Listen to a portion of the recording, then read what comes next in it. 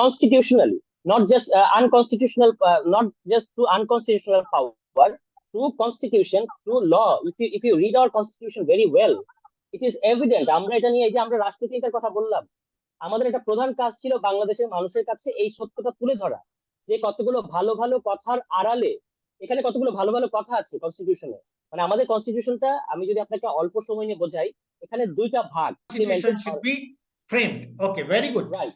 Now, constituent assembly, এটা এখন একটা ডিমান্ড যে আমাদেরকে একটা কনস্টিটিউয়েন্ট অ্যাসেম্বলি ফর্ম করতে হবে, যেখানে কিনা পিপলের ইলেক্টেড মেম্বাররা আসবে, সমাজের নানা সেকশন অফ পিপলের রিপ্রেজেন্টেশন থাকবে, তাদের দাবিগুলো সেখানে প্লেস করা হবে এবং একটা নতুন ডেমোক্রেটিক কনস্টিটিউশন মেক করা হবে। এটা এখন একটা পপুলার ডিমান্ড। আমি বলছি যে প্রচারণাটা চালানো হয়েছে যে হিন্দু মাইনরিটিসদেরকে একেবারে মেরে কেটে ফেলা হচ্ছে, ইট ইজ অ্যাবসলিউটলি ফলস এবং ফ্যাব্রিকেটেড। এটা নিয়ে ইন্ডিয়ান নিউজ পেপার গুলোতেই কিন্তু নিউজ হচ্ছে, যেগুলোকে ফ্রেম করা হয়েছে। আমি বলছি না যে বাংলাদেশের হিন্দুদের বিরুদ্ধে কোনো ধরনের কোনো কি বলে খারাপ কিংবা তাদের সাথে কখনো কোনো জুলুম করার কোনো ইতিহাস নাই, আমরা এটা নিয়ে লিখেছি। হেল্ল', মই আপোনালোকক এটা বিশেষ গঠনৰ এটা বিশেষ অনুষ্ঠানলৈ আদৰণি জনাইছো। আৰু আজি আমাৰ অতিথি হিচাপে আছে বাংলাদেশৰ এই যিটো আন্দোলন, এই যিটো বিপ্লৱ হৈ গ'ল তাৰ লগত অতি ঘনিষ্ঠভাৱে জড়িত শানৱাৰ তুষাৰ। এতিয়া শানৱাৰ তুষাৰ, আমি আপনাকে আমার এই অনুষ্ঠানে ওয়েলকাম করেছি। আর প্রথমে আপনার প্রথম প্রশ্নটা হয়েছে, আপনি একটু 2 মিনিটের জন্য আপনার বিষয়ে একটু বলুন। আপনি কি রকম এর সঙ্গে জড়িত আর আপনার নিজের কাজের সম্পর্কে একটু বলুন। আচ্ছা, আমি একজন লেখক, লেখালেখি করি এবং বাংলাদেশে নানা ধরনের ইন্টেলেকচুয়াল চর্চার সাথে আমি জড়িত অনেক দিন থেকেই। মানে আমি যখন ইউনিভার্সিটির স্টুডেন্ট ছিলাম তখন থেকেই অলমোস্ট, মানে আপনি বলতে পারেন যে 2014 সাল থেকে, from 2014 to 2024 আমার একটা লম্বা ইন্টেলেকচুয়াল এবং অ্যাক্টিভিজমের অভিজ্ঞতা আছে। ফ্রম স্টুডেন্ট মুভমেন্ট টু অন্যান্য নানা ধরনের পিপল সেন্ট্রিক মুভমেন্ট, সেগুলোর সাথে আমি জড়িয়েছিলাম। এবং এই আওয়ামী লীগ গভর্নমেন্ট যেটা ছিল, এই গভর্নমেন্টের, এবং আমি একটা এখানে রাষ্ট্রচিন্তা নামে, মানে যেটা রাষ্ট্রচিন্তা বলি আমরা, স্টেট থিঙ্কিং বা থিঙ্কিং অ্যাবাউট স্টেট, একটা পত্রিকা রাষ্ট্রচিন্তা, তো সেই পত্রিকার সাথেও আমি জড়িত। এটার একটা এডিটোরিয়াল প্যানেল আছে, সেই এডিটোরিয়াল প্যানেলের আমি একজন মেম্বার। এই পত্রিকাটা আমরা বের করি, এটা বাংলাদেশের যারা ক্রিটিক্যাল রেডিক্যাল থিঙ্কিং চর্চা করে তাদের কাছে খুব popular, specially to the young activist and intellectuals students, তাদের কাছে পত্রিকাটা খুব জনপ্রিয়। তার মানে আমি বলতে পারি you are a writer and an activist, ঠিক আছে? Yes, you can. হ্যাঁ, আপনি একটা লেখক আর অ্যাক্টিভিস্ট, ঠিক আছে। নাও এখন আমার প্রথম প্রশ্নটা হয়েছে, আমরা দুজন যখন এখানে কথা বলেছি সেই সময়ে বাংলাদেশের পরিস্থিতিটা কি রকম? Okay, you know very well that বাংলাদেশে last week 5 অগস্ট একটা গণ অভ্যুত্থান তথা মাস আপরাইজিং ঘটে গেছে, এবং লম্বা সময়ের জন্য একটা যে ফ্যাসিস্ট গভর্নমেন্ট এখানে ছিল, লেড বাই শেখ হাসিনা, সেই গভর্নমেন্টটার বলবো যে পতন ঘটেছে বাংলাদেশের জনগণের মুভমেন্টের মধ্যে দিয়ে। তারপরে 2-1 দিন কিছু যেটা হয় যে অনেক দিনের এই ধরনের একটা রেজিম যখন পড়ে যায় এবং নতুন গভর্নমেন্ট টেক ওভার করার আগ পর্যন্ত কিছু ছোট ছোট বা বিচ্ছিন্ন কিছু অরাজকতা বা এনার্কি এখানে ক্রিয়েট হয়েছিল, but that is gone now. The new government, the new interim government, তারা দায়িত্ব গ্রহণ করেছে এবং তারা আবারও দেশে আইন শৃঙ্খলা, শান্তি শৃঙ্খলা, ল এন্ড অর্ডার এগুলো রিস্টোর করার জন্য চেষ্টা করছে এবং অনেকগুলো নতুন নতুন পদক্ষেপ তারা গ্রহণ করেছে। But apart from that, student movement, যে মুভমেন্টটা কিনা এই মাস আপরাইজিং এ লিড করেছিল, সেই মুভমেন্ট কিন্তু এখনো শেষ হয়নি। মানে অ্যাকর্ডিং টু দেম যে আমাদের মুভমেন্ট এখনো শেষ হয়নি, because we feel that, I am quoting them, we feel that এখনো নানা ধরনের কাউন্টার রেভলিউশনারি এলিমেন্টস এবং অ্যাক্টিভিটিস আমরা দেখতে পাচ্ছি, আহ, আহ, মানে from Awami League and state অ্যাপারেটাসেও তো নানা জায়গায় আগের যে যারা আহ, মানে পার্টিজান যে যে সমস্ত স্টেট অফিসিয়ালস ছিল, তাদের সবাইকে তো এখনই সরিয়ে দেওয়া যায় নাই, মানে যারা পার্টি ইন্টারেস্টে কাজ করে, আওয়ামী লীগের ইন্টারেস্টে যারা কাজ করতো, ফলে তাদের মধ্যে থেকে নানা ধরনের গোপন মানে কাউন্টার রেভলিউশনারি অ্যাক্টিভিটিস আমরা দেখতে পাচ্ছি। হ্যাঁ, যেমন আপনাকে আমি একটু বলবো যে 10 আগস্ট, লাস্ট 10 আগস্ট, এখানে একটা জুডিশিয়াল কু এর চেষ্টা করা হয়েছিল। হ্যাঁ, মানে যে যে যে chief justice appointed by Awami League, the former chief justice appointed by the Awami League, উনি হঠাৎ করেই যখন আমাদের প্রধান উপদেষ্টা, the main person of this interim government, doctor Yunus, উনি যখন ঢাকা থেকে রংপুরে শহীদ আবু সাইদের বাসায় দেখা করতে যাচ্ছিলেন তার ফ্যামিলির সাথে, when he was on the helicopter, তখন তিনি একটা জরুরি মিটিং ডাকলেন এই লাস্ট চিফ জাস্টিস, এবং একটা জুডিশিয়াল কুয়ের চেষ্টা করছিলেন। তার উদ্দেশ্য ছিল যে এই ইন্টারিম গভর্নমেন্টটাকে আনকনস্টিটিউশনাল ঘোষণা করা। এটা করতে পারলে তাদের কাছে মনে হয়েছিল this was the plan of Sheikh Hasina and her son Joy. তাদের কাছে মনে ছিল যে এটা করা গেলে তারা এই গভর্নমেন্টটাকে আবার সরিয়ে দিতে পারবে, অর্থাৎ একটা কাউন্টার রেভলিউশন তারা করতে পারবে। বাট ফর্চুনেটলি যেহেতু বাংলাদেশের স্টুডেন্টস এবং জনতা, বিপ্লবী জনগণ, তারা যেহেতু সতর্ক ছিল এবং সজাগ ছিল, তারা সাথে সাথেই ওই আদালত চত্বরে যায় এবং they demanded the resignation of that chief justice, এবং এখন কিন্তু নতুন চিফ জাস্টিস অ্যাপয়েন্টেড হয়েছে। হ্যাঁ, এই হচ্ছে সিচুয়েশন। মানে আমরা সেটা আমরা রেজিমকে, that happened on 10th of August. Yes, 10 August, Okay, very recent. Last 10 August, Yeah, very recent, just very 2 days recent. ago. Uh-huh. Yes. So you know Sheikh Hasina যেভাবে চালিয়েছেন, আপনারা যদি জানেন যে প্রত্যেকটা স্টেট ইনস্টিটিউশনে তার লোক ছিল, এবং তারা কিন্তু এখনো আছে। হ্যাঁ, এবং বাংলাদেশের কনস্টিটিউশনটা যেটা যেটা কারেন্ট কনস্টিটিউশন, সেখানে কিন্তু সমস্ত পাওয়ার, এখানে পাওয়ারটা এমন ভাবে যেটা আসলে আমরা ইন্ডিয়াকেও অনেক ক্ষেত্রে বোঝাতে পারছি না, ইন্টারন্যাশনাল পর্যায়ে আমরা বোঝাতে পারছি না যে এখানকার আপনারা বারবার কনস্টিটিউশনের দোহাই দেবেন না। তার কারণ হচ্ছে এই কনস্টিটিউশনটার গঠনটাই এমন, স্ট্রাকচারটাই এমন যে PM, prime minister, he is above the constitution. So সকল state institution, from election commission to anti corruption commission to আদালত, তারপর হচ্ছে আপনার আমলাতন্ত্র, জুডিশিয়ারি, এভরি স্টেট ইনস্টিটিউশন হচ্ছে ওই প্রধান নির্বাহী তথা পিএম যিনি ছিলেন তার কথায় উঠতো এবং বসতো। অল দেয়ার ম্যান। এই যে আমি একটু ইন্টারভিউ করেছি, এই যেটা কথা আপনি বলছেন না, যে prime minister she is above the constitution, he or she Yes, will be the yes, above the constitution. yes. It is constitutionally, not just unconstitutional, not just through unconstitutional power, through constitution, through law. If you read our constitution very well, it is evident. আমরা এটা নিয়ে এই যে আমরা রাষ্ট্রচিন্তার কথা বললাম, আমাদের একটা প্রধান কাজ ছিল বাংলাদেশের মানুষের কাছে এই সত্যটা তুলে ধরা, যে কতগুলো ভালো ভালো কথার আড়ালে এখানে কতগুলো ভালো ভালো কথা আছে কনস্টিটিউশনে। মানে আমাদের কনস্টিটিউশনটা আমি যদি আপনাকে অল্প সময় নিয়ে বোঝাই, এখানে 2টা ভাগ। প্রথম 3 ভাগ হচ্ছে ঘোষণাপত্র, যে আমরা আমাদের দেশকে এভাবে এই করতে চাই। পরের অংশটা, পরের 7 ভাগ হচ্ছে আপনার, যেটা হচ্ছে পাওয়ার স্ট্রাকচার। তো যে ঘোষণাগুলো সে করেছে প্রথম 3 ভাগে, পরের 7 ভাগ সেটাকে আন্ডু করে দেয়। পাওয়ার স্ট্রাকচারটা এমন, রাইট? সো ওই পাওয়ার স্ট্রাকচার অনুযায়ী there is no way you can make her accountable, the PM. PM কে অ্যাকাউন্টেবল করার, তাকে তার কোনো কাজের জন্য জবাবদিহি করার, parliament is under her, cabinet under her, chief justice under her, even the president, the রাষ্ট্রপতি, সংবিধানের রাষ্ট্রপতি, তিনি প্রধানমন্ত্রীর পরামর্শ ছাড়া কিচ্ছু করতে পারবেন না। একেবারে কনস্টিটিউশনে লেখা আছে। এবং বাংলাদেশে এরকম ঘটনা অতীতে ঘটেছে যে প্রেসিডেন্ট যদি প্রধানমন্ত্রীর পরামর্শ ছাড়া কিছু করে, তাহলে তাকে পদ থেকে সরিয়ে দেওয়া হয়েছে। এই ধরনের ঘটনা আছে।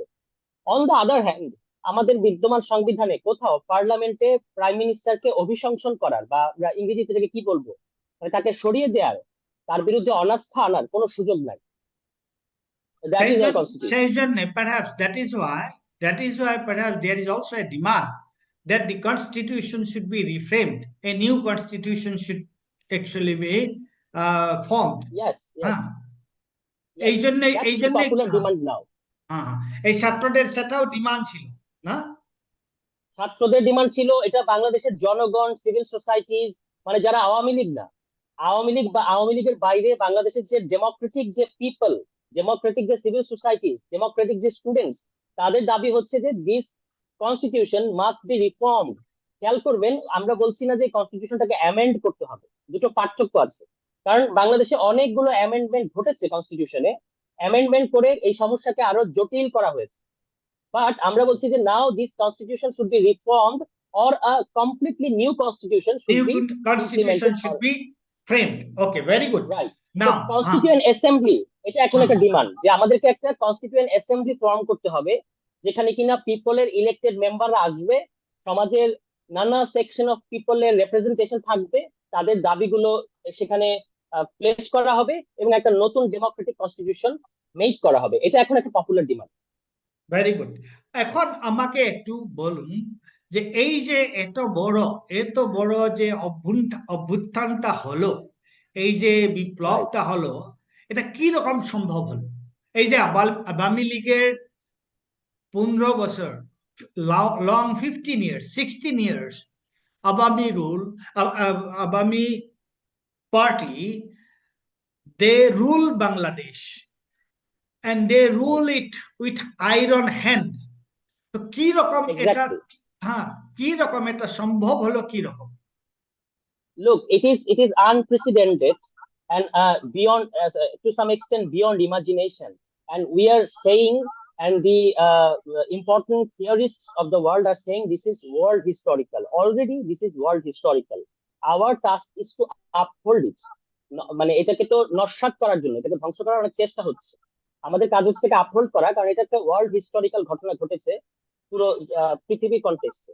কিভাবে ঘটলো এটা আমি আপনাকে একটু সংক্ষেপে বলি। আওয়ামী লীগ এবং দিল্লির পক্ষ থেকে বলা হচ্ছে এটা বিএনপি জামায়াতের কাজ। This is absolutely untrue.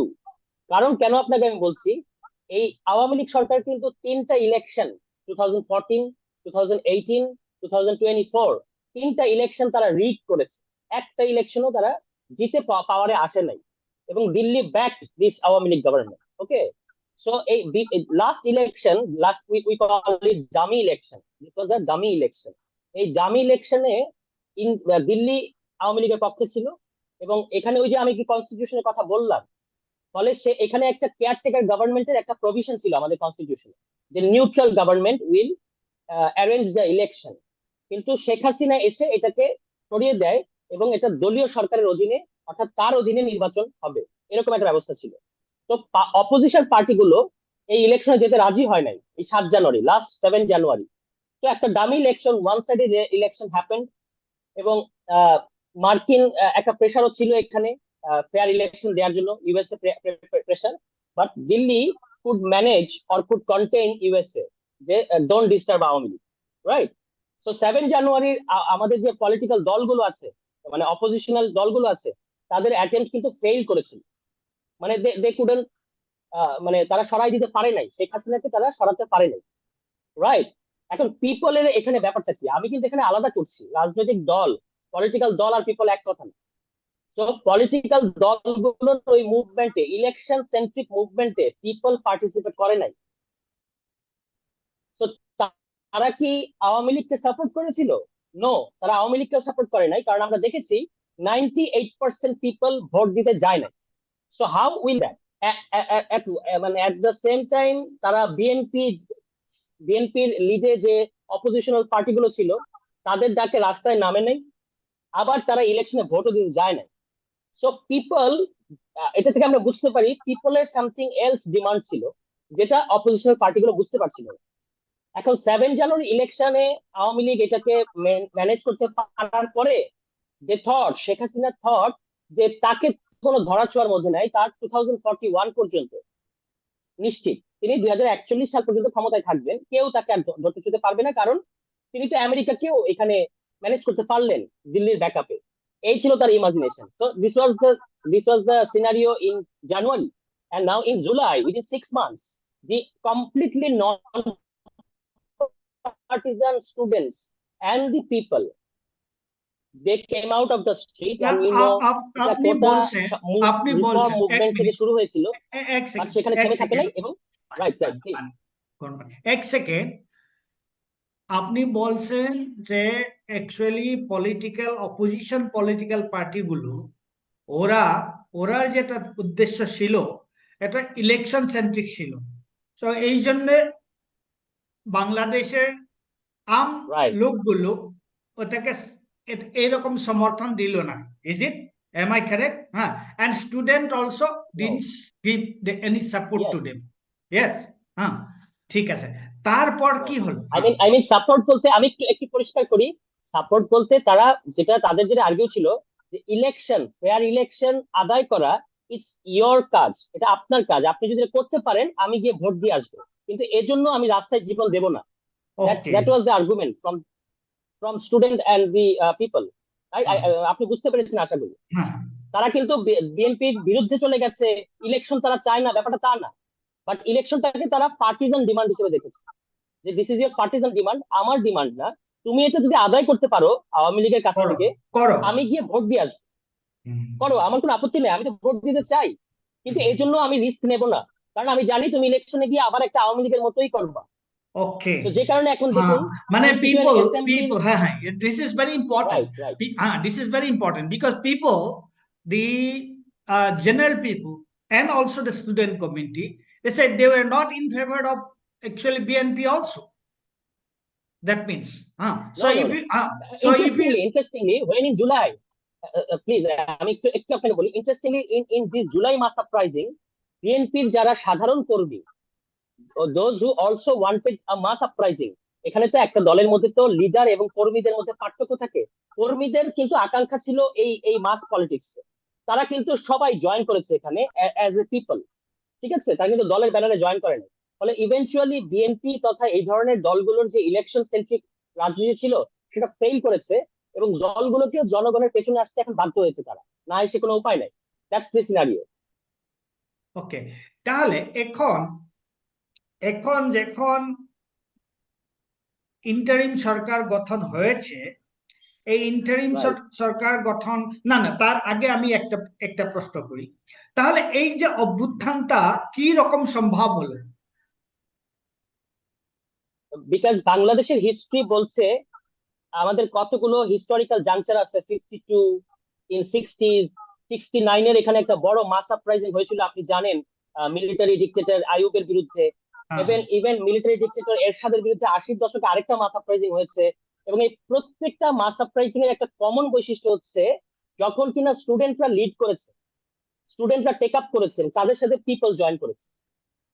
এবং এই যে শেখ মুজিবুর রহমানকে আমরা বঙ্গবন্ধু বলি, উনি কিন্তু এই প্রসেসের মধ্য দিয়ে, 69-এর মাস আপরাইজিং এর মধ্য দিয়ে বঙ্গবন্ধু হয়েছেন, এবং তাকে বঙ্গবন্ধু ঘোষণা করেছিল ছাত্ররা।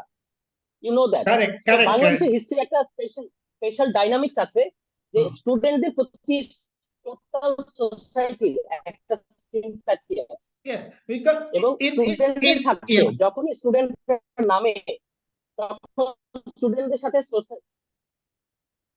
সলিডারিটি হয়ে যায়। এবারও তাই ঘটেছে। আপনি খেয়াল করে দেখুন, এই যে স্টুডেন্ট যারা লিড করলো, তাদের কিন্তু কোনো পার্টি নাই, একেবারে নন পার্টিজান একটা ব্যানার। এবং তারা, I know every one of them personally, they are a group of small group of 15 to 20 people. এই 15 to 20 পিপল তারা দীর্ঘদিন যাবৎ, অ্যাটলিস্ট 4 ইয়ার্স, তারা নিজেদেরকে অর্গানাইজ করেছে, তারা পাঠচক্র করেছে, তারা ইন্টেলেকচুয়ালি অ্যাক্টিভ ছিল, বাংলাদেশের হিস্ট্রি পড়েছে। এবং when they came out as the leaders, when they called the people যে please come to Dhaka, all section of people responded. That's amazing, right? So that's very important. That's very important because even in the মুক্তিযুদ্ধ বাংলাদেশের যখন যখন বাংলাদেশ হয়েছিল, then also the student community of students and teachers, they played a very important role, isn't it? Exactly, exactly, exactly, exactly হ্যাঁ, that is. এবং বাংলাদেশের history বলছে, বাংলাদেশের সকল রেডিক্যাল চেঞ্জ এসেছে স্টুডেন্টস, টিচার্স, অ্যাক্টিভিস্ট, ইন্টেলেকচুয়ালস, এই ধরনের লোকেদের যখন তারা লিড করেছে। পলিটিক্যাল পার্টিগুলোর রোলকে আমি অস্বীকার করছি না, বাট দে ফলোড, তারা সবসময় ফলো করেছে। That's the history. when students and the civil society, different sections of civil society and the intellectuals and writers, they played a very important role, you mean to say? Exactly. Correct? Good. Now, yes. But আমাদের আরেকটা জিনিস মনে রাখতে হবে, Awami League has a very strong civil society who backed up this government. But we can also see that civil society is diminishing, and the new civil society, new radical civil society is gaining momentum. Emerging, That should be emerging. remembered. Right. Good, very good. Thank you. Now, another thing that the interim government has formed now under the leadership of Mohammad Yunus. So, what do you what the general people think about Mohammad Yunus? ইউনুসের সম্পর্কে জেনে Okay, you know very well. Dr. Yunus is a globally significant, important, and renowned person. People of Bangladesh love him, of course. And আপনি জানেন যে Awami League government Sheikh Hasina doctor ইউনূসকে নানা ধরনের আইনি মানে লিগালি অনেক ধরনের হয়রানিমূলক মামলা দিয়ে তাকে করেছে। এখন যখন তিনি ইন্টারিমের প্রধান হয়েছেন, তিনি ছাত্র, এটা বেসিক্যালি কিন্তু মনে রাখতে হবে, the student leaders, they proposed Dr. Yunus as the main of the head of the interim government, and Dr. Yunus responded. তিনি বলেছেন যে this is a historic moment, বাংলাদেশের মানুষ আবারও স্বাধীন হয়েছে এবং তারা যেহেতু আমাকে চাচ্ছে, আমাকে এখন দেশের কলে সাড়া দিতে হবে। সো বাংলাদেশের মানুষ এখন হোপফুল যে চেঞ্জ শুড কাম, এবং একটা এমন একটা ইন্টারিম হয়েছে, এখানে যারা অ্যাডভাইজার্স আছেন তারা সোসাইটিতে দীর্ঘদিন যাবত নানা ধরনের অ্যাক্টিভিটিস করেছেন, তাদের কমিটমেন্ট টু দ্য পিপল এটা অলরেডি টেস্টেড, বাট তারা যেহেতু নতুন গভর্নমেন্টে গেছে, পিপল তাদেরকে সময় দিতে প্রস্তুত। তারা মনে করছে যে সমস্ত যেমন ধরা যাক যে সমস্ত হয়রানিমূলক আইন ছিল, নিবর্তনমূলক আইন ছিল, ডিটেনশন সেন্টার ছিল, র্যাব ক্রস ফায়ার করতো, আপনারা যেটাকে এনকাউন্টার বলেন, হ্যাঁ, এই যে কিংবা এখানে আমাদের এখানে ডিজিটাল সিকিউরিটি অ্যাক্ট নামে একটা খুবই মত প্রকাশ বিরোধী একটা আইন ছিল, শেখ হাসিনা করেছিলেন যে আপনি যদি কিছু লেখেন ফেসবুকে আপনাকে অ্যারেস্ট করা হবে। এগুলো এই আইনের বিরুদ্ধে প্রচুর লোককে তারা শাস্তি দিয়েছে। এগুলো মানে দেশের জনগণ এই মুহূর্তে বাতিল দেখতে চায়, তারা যে এগুলো চলতে পারে না, মানে অর্থাৎ একেবারে প্লেন লাইনে বলতে গেলে ফান্ডামেন্টাল রাইটস বিরোধী যে সমস্ত আইন শেখ হাসিনা করেছিল, এই সবগুলো জনগণ দেখতে চায় যে ইন্টারিম গভর্নমেন্ট এগুলো বাতিল করবে। এবং এই যে জুলাই আপরাইজিং এ যেভাবে ক্র্যাকডাউন করে অনেকগুলো মানুষকে খুন করলেন, হত্যা করা হলো, দেশের জনগণ এটারও বিচার দেখতে চায়, সুষ্ঠু বিচার দেখতে চায়। More than 500 people are forcefully disappeared by Sheikh Hasina. মানুষ তারা কোথায় আছে, তারা বেঁচে আছে কিনা আদৌ, তাদেরকে মেরে ফেলা হয়েছে, এগুলোর হদিশ দেখতে চাই গভর্নমেন্টের কাছে। এই গভর্নমেন্টের কাছে এগুলো হলো মানুষের মানে এই মুহূর্তে প্রায়োরিটি। এর বাইরে ইকোনমিক কন্ডিশন দেশের, শেখ হাসিনা যেভাবে লুটপাট করেছেন অর্থনৈতিক উন্নয়নের নামে, মানে তারা প্রচুর টাকা বানিয়েছে তাদের যারা কাছের লোক আর কি, শেখ হাসিনার ছেলে সালমান এফ রহমান সহ আওয়ামী লীগের গুরুত্বপূর্ণ লোকেরা। জনগণ চায় এই টাকাগুলো এই সরকার ফেরত আনার ব্যবস্থা করবে, এবং একটা ইকোনমিক রিফর্ম লাগবে দেশে। এই মুহূর্তে আমি আপনাকে বলতে পারি আমাদের বাজারে দ্রব্যমূল্যের দাম অনেকটাই কমে গেছে। কেন? কারণ the previous syndicate it's not working. তো অনেক দাম কমে গেছে, অলরেডি কিছু কিছু সুফল পাওয়া শুরু করেছে, but there are many challenges ahead. এটা হচ্ছে পিপলের চাওয়া আর কি। তো এখন যেটা আমি বলতে পারি যে আমাদের ন্যাশনাল অ্যাসপিরেশন কিংবা ন্যাশনাল অনুভূতি, সেটা হচ্ছে all of the people wanted a radical reform or restructuring, reconstitution of the state. Very good. আমি এখন বলতে চাই যে আমার ভারতবর্ষে আর আসামে অনেক কথা চলছে about the protection of minorities, মানে হিন্দু মাইনরিটিস এর জন্য। এখানে এই সিচুয়েশনটা কি একটু ভালো করে বলবেন তো?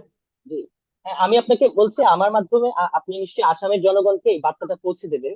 এখানে আপনি হিন্দু বলুন, মাইনরিটিকে আপনি আপনি আপনি সেই বার্তাটা দিন আমার এখান থেকে।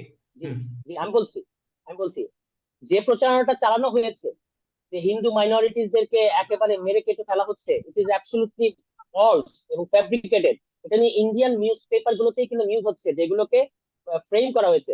আমি বলছি না যে বাংলাদেশের হিন্দুদের বিরুদ্ধে কোনো ধরনের কোনো কি বলে খারাপ কিংবা তাদের সাথে কখনো কোনো জুলুম করার কোনো ইতিহাস নাই, আমরা এটা নিয়ে লিখেছি অনেক, যে এগুলো কেউ কেউ তো করার চেষ্টা করে, বাট ওভারঅল আমাদের সোসাইটিতে হিন্দুদের বিরুদ্ধে যে কথাগুলো ইন্ডিয়া বলছে এগুলো সত্য না। এবার প্রচুর হিন্দু মানে 95% Hindus participated in this movement, এবং তাদের অনেক লিডারশিপও ছিল। কিন্তু ইন্ডিয়া এবং আওয়ামী লীগ যেটা করার চেষ্টা করছে, বোঝানোর চেষ্টা করছে আসামে এবং পশ্চিম বাংলায়, যে হিন্দুরা নিরাপদ না, আপনি যদি গতকাল ডক্টর ইউনূস হিন্দু নেতাদের সাথে বসেছিলেন এবং তিনি তাদেরকে বলেছে, দেখেন বাংলাদেশ সবাই তো আমরা কে হিন্দু কে মুসলমান, এটা খুব বড় ব্যাপার নয়, আমরা সবাই বাংলাদেশের মানুষ, বাংলাদেশের মানুষ হিসেবে আপনার অধিকার চাইবেন এবং আমি সেই অধিকার দেওয়ার চেষ্টা করবো। That's the government stand. এবং আমাদের স্ট্যান্ড হচ্ছে যে আপনি যদি খেয়াল করেন যে যে সমস্ত প্রচারণা 6 তারিখ থেকে 8 তারিখ চালানো হয়েছে, আমাদের মাদ্রাসার ছাত্ররা, আমাদের দেশের ইউনিভার্সিটি স্টুডেন্টরা, আমাদের দেশের সচেতন নাগরিকরা মন্দির পাহারা দিয়েছে এবং হিন্দুরাও কিন্তু এতে অংশ নিয়েছে সারা রাত জেগে, যখন কিনা পুলিশ ছিল না, কারণ পুলিশ তো কাজ শুরু করছে এই গতকালকে থেকে, কিন্তু মাঝখানে তো 2-3 দিন পুলিশ ছিল না। ফলে এই সুযোগে কারা কি করতে চেয়েছে আমরা জানি না, কিন্তু আমরা এটা দেখেছি, মানে প্রচুর ছবি দেখেছি, আমরা নিজেরাও অংশ নিয়েছি যে হিন্দুদের যে পাড়া কিংবা হিন্দুদের যে মন্দির, সেগুলো প্রোটেক্ট করার জন্য আমরা সমাজের মধ্যে একটা বিপুল ঐক্য খেয়াল করেছি। এখন যেভাবে এটাকে দিল্লি ব্যবহার করার চেষ্টা করছে, যে প্রচারণা চালাচ্ছে, এটা নিয়ে বিবিসি নিউজ করেছে, এটা নিয়ে দিল্লির আমি দেখলাম যে স্ক্রল নামে একটা পত্রিকা তারা রিপোর্ট করেছে, তারা কিন্তু খণ্ডন করে করে দেখিয়েছে যে এখানে একেবারে খুব সিস্টেমেটিক কায়দায় এটা প্রোপাগান্ডা ছড়ানো হচ্ছে। আমি মনে করি না যে এমন কিছু ঘটেছে, হ্যাঁ দেয়ার মে বি টেনশনস, কিন্তু এমন কিছু ঘটেছে যে বাংলাদেশের হিন্দুরা আর নিরাপদ না, এটা একদম ভুল কথা। আরেকটা জিনিস আপনাকে আমি মনে করে দিতে চাই, আমরা এটা একেবারে স্ট্যাটিস্টিক্স সহ দেখিয়েছি যে বাংলাদেশে গত 15 বছর আওয়ামী লীগ সরকারের আমলে বাংলাদেশের হিন্দুরা সবচেয়ে বেশি নির্যাতনের শিকার হয়েছে। এবং এগুলো যখন তদন্ত করেছে, ইনভেস্টিগেশনে দেখা গেছে বেশিরভাগ হামলার ঘটনায় স্থানীয় লোকাল আওয়ামী লীগ লিডাররা জড়িত ছিল। তো আওয়ামী লীগ এখানে একটা দুই ধারী তলোয়ারের মতো ভূমিকা রাখে, তারা হিন্দুদেরকে বোঝানোর চেষ্টা করে যে আমরা তোমাদের saviour, on the other hand তারাই সবচেয়ে বেশি হিন্দুদের জমি দখল করার চেষ্টা করে, বসতভিটা দখল করার চেষ্টা করে, ব্যবসা দখল করার চেষ্টা করে, আবার হিন্দুদের মধ্যে ইনসিকিউরিটি তৈরি করার চেষ্টা করে যে আমরা যদি দেশে না থাকি, তাদের পজিশন কিন্তু এটা না যে দেশে ডেমোক্রেসি থাকবে কি থাকবে না, তাদের কথা হচ্ছে যে যে কোনো মূল্যে আমাদেরকে পাওয়ারে রাখো, কারণ আমরা না থাকলে তোমরা হিন্দুরা দেশে অনিরাপদ। এটা সত্য না, এটা একেবারেই একটা ভুয়া প্রচারণা ইন্ডিয়ার তরফ থেকে এটা করা হয়। এটার ব্যাপারে আমি মনে করি যে আমি দেখেছি যে আমার যারা কলকাতার বন্ধু বান্ধব আছে, তারা কিন্তু এই প্রচারণাগুলোর উদ্দেশ্য বুঝতে পারে, তারা জানে যে এগুলো আসলে exploiting the insecurity of the Hindus, এই আর কি। সেন্টিমেন্টটা এক্সপ্লয় করতে চাইছে এইরকম কিন্তু এক্স্যাক্টলি। মানে বাস্তবে এরকমের কিছু ঘটনা ঘটি নেই। আর মানে ঘটছে মানে যদি ছোট মতো কিছু ঘটনা ঘটছে, maybe some scattered incidents, but not en masse. Hindus are not in danger in Bangladesh. That is what you exactly. want to say. And you say that right, right. more than 90% of the Hindus, they also participated in this movement. Movement, yes, yes, Yes. Yes. Especially the young Hindus. I have many Hindu friends and colleagues and comrades. They they actively participated in this movement. In some to some extent, they gave leadership. They were crucial organizer. And আমি আপনাকে বলতে পারি, আপনি যদি ফেসবুকে থাকেন, we have a name, my friend, his name is Devashish Chakraborty. He lives in USA, but he has become the মানে সবচেয়ে বড় পিপলস আর্টিস্ট নাও। আমাদের সোশ্যাল মিডিয়ার যে ক্যাম্পেইন, এন্টি ফ্যাসিস্ট ক্যাম্পেইন, তার সমস্তটার লিড করছেন দেবাশিস চক্রবর্তী ফ্রম ইউএসএ। আমরা তাকে বলেছি যে he is the supreme people's artist now in Bangladesh. So Deba, I have many friends, I can name them, but that's not important. প্রচুর আমার নিজের ব্যক্তিগত প্রচুর হিন্দু বন্ধু বান্ধব আছে যারা এই মুভমেন্টে অংশ নিয়েছে এবং তারা ফ্যাসিস্ট বিরোধী গণতান্ত্রিক জনগণের সঙ্গে আছে। ফলে শেখ হাসিনা যে প্রচারণাটা করতে চাচ্ছেন, দ্যাটস নট ট্রু। হ্যাঁ, এটাতে আমি বলবো যে যারা যারা একটু বয়স্ক হিন্দুদের মধ্যে, যাদের একটু বয়স বেশি, যাদের কাছে এই সোশ্যাল মিডিয়া নাই, যারা টেলিভিশন এবং নিউজ পেপারের উপর নির্ভরশীল, এবং মনে রাখবেন এই টেলিভিশন এবং নিউজ পেপার গুলো completely owned by the Awami League leaders so far. তো তারা যে সমস্ত প্রচারণা করেছে, তাতে হিন্দুদের একটা সেকশনের পিপলের মধ্যে যে একটা ইনসিকিউরিটি তৈরি হয় নাই, সেটা আমি বলবো না, ইনসিকিউরিটি তৈরি হয়েছে। বাট এগুলো সবই মিথগুলোকে ডিবাঙ্ক করা হচ্ছে এবং সত্যটা দেখানোর চেষ্টা হচ্ছে। ইটস আ কনস্ট্যান্ট ফাইট, এটা চলবে। বঢ়িয়া। এখন আমি জানতে চাই, এই যে দেশটাকে পুনর্নির্মাণ করার যেটা ঘটনা, এই আমার হাতে আমার কাছে এখন 10 মিনিট সময় আছে। 10 মিনিট, হ্যাঁ। এই 10 মিনিটের মধ্যে আপনাকে দুটো প্রশ্ন, you have to answer me 2 questions. First thing, Yes, if I can put the question in English. So yes. what about actually rebuilding the nation, rebuilding of Bangladesh? এই সম্পর্কে তোমার কি কবার আছে? Okay, একটা হচ্ছে এই রেডিকাল রিফর্ম, এটা একটা মানে হচ্ছে we have to develop a new constitution, new democratic constitution. This constitution, which was enacted in 1972, and then different amendment happened, এগুলো সবই আনকনস্টিটিউশনাল। আমি সেগুলোতে ডিপে ঢুকছি না। আমি আদিত্য নিগমকে একটা ইন্টারভিউ করেছি কাফিলায়, সেখানে আমি মানে ডিটেইলস লিখেছি। বাট এখন যেটা মানে আহ, মানে কি বলবো যে অনুভূতি সেটা হচ্ছে, এবং যেটা আমাদের টাস্ক, রিয়েল পলিটিক্যাল টাস্ক, সেটা হচ্ছে একটা নিউ ডেমোক্রেটিক কনস্টিটিউশন বাংলাদেশ হবে। এটা হচ্ছে একটা দিক, মানে আমাদের সার্বিক যে রিস্ট্রাকচারিং রিকনস্টিটিউশন, এটা একটা সার্বিক দিকের একটা দিক। এর বাইরেও আমাদের ইকোনমিকে অনেক বেশি পিপল সেন্ট্রিক করতে হবে। এখানে নিওলিবারাল যে সমস্ত জনগণ বিরোধী যে সমস্ত ইকোনমিক স্টেপস ছিল, যে সমস্ত লুটপাট ছিল, এগুলোকে আমরা এখন ঠিক করে, যদি আমরা ঠিক করতে পারি, তাহলে এটা একটা মানে এটা এটা একটা বেনিফিট জনগণ পাবে ইকোনমিক জায়গা থেকে। এটা একটা খুব ক্রুশাল দিক, কারণ এটা মানুষকে প্রতিদিন ফেস করতে হয়, এই যে ইকোনমিক যে ডিসপ্যারিটি এবং যে সমস্ত দ্রব্যমূল্যের দাম বেড়ে যাওয়া, লুটপাট, এগুলো কিন্তু আপনি খেয়াল করবেন আমাদের বাচ্চারা মানে যারা কলেজে পড়ে, তারা দেয়াল পেন্টিং লিখেছে যে poverty, sorry, corruption is paid by the poor. মানে তাদের এই হিস্টোরিক্যাল সেন্স তৈরি হয়েছে যে দুর্নীতির মাসুল গরিবকে চুকাতে হয়। It's very significant. Privilege, middle class privilege ইয়াংরা বুঝতে পারছে যে গরিবদের প্রতি একটা জাস্টিস করতে হবে। এটা হচ্ছে একটা ইকোনমিক দিকের কথা আমি বললাম। আরেকদিকে আমাদের ইনস্টিটিউশন গুলোকে শেখ হাসিনা ধ্বংস করে দিয়ে গেছে, কোনো ইনস্টিটিউশন কাজ করতে পারে না। আমাদেরকে এখন ইনস্টিটিউশন গুলো রিবিল্ড করা, মানে মানে স্বাধীন করা। যেমন ধরুন পুলিশকে তিনি যেভাবে ব্যবহার করলেন একেবারে শেষ দিন পর্যন্ত, হ্যাঁ, মানে পুলিশ যেভাবে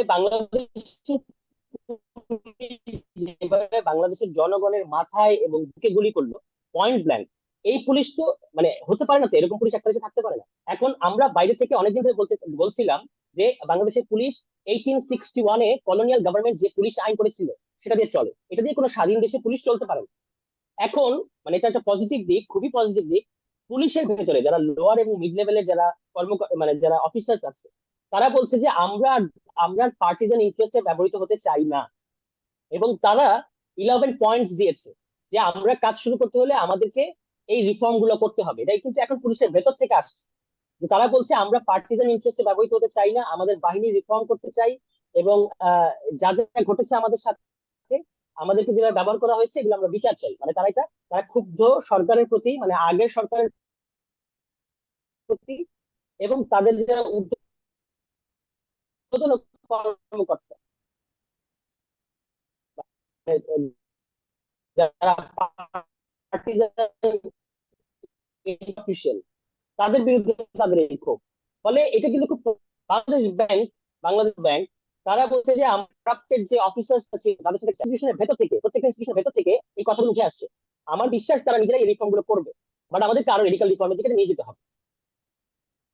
তিনটা কথা, that means you have said three things. One is that okay, new constitution, a new constitution, and some new constitution, people centric policy formation, people centric Right. policies, and then actually reforming the institution, democratic institutions.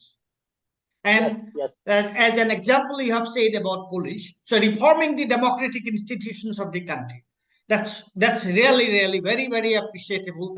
That's really very good developments, and that's most welcome. And now, my last question to you. Last question. Now, this is an interim government, so there has to be elections. There has to be Yes. elections, new elections. So far the election is concerned, now, what do you think? Say, who all are going to participate in the elections? How the elections will be held, so that it is transparent, it is transparent, it is fair. There's no illegality. So, what is your thinking on that? এখানে তুমি কি বলবে? ওকে, প্রথম কথা হচ্ছে এই interim গভর্নমেন্টের আন্ডারে ইলেকশন অবশ্যই ফ্রি এন্ড ফেয়ার হবে, কারণ তারা আর ইলেকশনের মধ্যে দিয়ে ক্ষমতায় আসতে চাচ্ছে না, মানে নেক্সট ইলেকশনের মধ্যে দিয়ে। ফলে ফ্রি এন্ড ফেয়ার ইলেকশনের নিয়ে কোনো উদ্বেগ নাই। এখন কারা পার্টিসিপেট করবে? আমি দেখতে পাচ্ছি আমাদের এই যারা স্টুডেন্ট যারা মুভমেন্ট করেছে, those who led this movement, এবং তাদের সাথে কিন্তু খেয়াল করবেন এন্টায়ার কান্ট্রির যত পাবলিক এবং প্রাইভেট ইউনিভার্সিটিজ আছে, এই টোটাল স্টুডেন্টস ফোর্স তাদের সাথে আছে। আমি দেখতে পাচ্ছি তারা বলছে যে আমরা একটা নিউ পলিটিক্যাল পার্টি হতে চাই, এবং হয়তো তারা পিপলের সাথে মুভমেন্টে জড়িত ছিল এরকম আরো অনেককে তাদের সাথে যুক্ত করবে। মানে তারা যেটা বলছে সিনিয়র জুনিয়র কম্বিনেশন করবে, যারা মানে যারা পিপলের স্বার্থ দেয়। এবং এখানে বিএনপিও আছে। বিএনপি এই নতুন সিচুয়েশনে একটু আউট অফ ফিশ সিচুয়েশন তার, কারণ বিএনপি তো শুধু পাওয়ারে যেতে চায়। বিএনপি প্রথমে ডিমান্ড করেছিল যে গিভ ইলেকশন উইদিন 3 মান্থস, কিন্তু আমরা বলেছি যে no, this government should at least stay in power for 2 to 3 years, কারণ এটা সেই আগের কেয়ারটেকার গভর্নমেন্ট নয়, এটা ইন্টারিম গভর্নমেন্ট, তাকে একটু সময় দিতে হবে। বিএনপি সেটা মেনে নিয়েছে, কিন্তু অর্থাৎ বিএনপি জনগণের পালসের ভেতর মানে বাইরে গিয়ে আওয়ামী লীগের মতো কিছু করতে চাচ্ছে না ফর দেয়ার ওন ইন্টারেস্ট। তো ইলেকশনে আসলে বিএনপিও আসতে পারে মানে পাওয়ারে, কিন্তু আমার মনে হয় আগে যে ধরনের গ্রুপ মেজরিটি তারা পেত, মানে আউট অফ 300 200+ সিট তারা পেয়ে যেত বিএনপি বা আওয়ামী লীগ, এবার তারা এটা পাচ্ছে না। কারণ এখানে অনেকগুলো নতুন ফোর্স এমার্জ করছে, যারা পিপলের স্বার্থ, পিপলের সাথে যারা আরো অর্গানিক ভাবে যুক্ত। স্টুডেন্টরা আছে, আমরা আছি। তো ধরা যাক বিএনপি এমন আছে যে 140 সিট পেলো, আমরা 160 পেয়ে গেছি, বা বিএনপি 160 পেয়েছে, আমরা 140 পেয়েছি, এরকম। আমাদের তো এখন মানে বিএনপি সাথে আমরা তো সবাই বিএনপি না, আমরা আমাদের তো নিজস্ব পলিটিক্স আছে, আমরা সেটা করবো। এবং Awami League will also participate in the election. Yes, Awami League can participate. এটা আমাদের যিনি কি বলে স্বরাষ্ট্র উপদেষ্টা, তিনি বলেছেন, কিন্তু কথাটাকে আমরা তার কথাটাকে সমালোচনা করেছি। তিনি অলরেডি বলেছেন যে আওয়ামী লীগ যেন দল গোছাতে পারে। এখানে আমাদের কথা হচ্ছে যে আওয়ামী লীগকে আপনি দল গোছাতে কেন বলছেন? আগে তো হত্যাকাণ্ডের বিচার হতে হবে। যারা যারা পরিষ্কারভাবে ক্রিমিনাল, যারা হুকুম দিয়েছে, যারা পরিকল্পনা করেছে, যারা বাস্তবায়ন করেছে, তাদের শাস্তি হতে হবে। এই হওয়ার পরে আওয়ামী লীগের নতুন নেতৃত্ব, আওয়ামী লীগ যদি তার দলকে নতুন ভাবে ঢেলে সাজায়, আওয়ামী লীগ অবশ্যই এখানে রাজনীতি করতে পারবে, মানে এখানে কোনো প্রশ্ন নেই। ইয়া মানে এটা প্রশ্নটা হচ্ছে, if the elections are held in free and fair atmosphere, then okay, Yes, all the stakeholders, they can participate in the elections and nobody can yes, manipulate the yes. result of the election, isn't it? No, no, yes, yeah, that absolutely that is. Because interim government, they have no intention to form the next election to come to power, so they will just arrange the election. So this Good. will be fair and free election, and institutions will work independently. So election manipulation আর কোনো সুযোগ নাই। সুযোগ নেই। Now, Shanwar, Tushar, I'm so happy talking to you, uh, getting all the information from someone who participated in the movement, in the struggle. So I'm so happy, and maybe very shortly I shall come back to you again so that people can know the actual situation, what is happening in the country, in Bangladesh, and how things are emerging, how this interim government is taking actually shape, and they are taking the decisions. I'm extremely happy, and it was really a news that on 10th of August again they tried to do a judicial coup. That's quite dangerous. There's still and time, and that there's was still time. spoiled by the people of Bangladesh Yes, and the students leader. yes. I'm greatly impressed by talking to you. I'm very happy to know about the things, what is happening in Bangladesh, and I'll definitely come back to you again. Thank you very much for sparing time to participate in this discussion. আমার কাছ থেকে তোমাকে অনেক ধন্যবাদ দিয়েছে, অনেক শুভেচ্ছা দিয়েছে। তোমাদের এগুলি যেগুলি এই যে ইনিশিয়েটিভ, এগুলি সব সাকসেসফুল হোক, সেটাই আমি কামনা করি, সেটাই আমার ইচ্ছা। Thank you very much for sparing time to participate in this discussion. আপনাকেও ধন্যবাদ, এবং আপনার মধ্য দিয়ে আসামের জনগণের প্রতিও আমার শুভেচ্ছা ও ধন্যবাদ। Thank you. Thank you very much.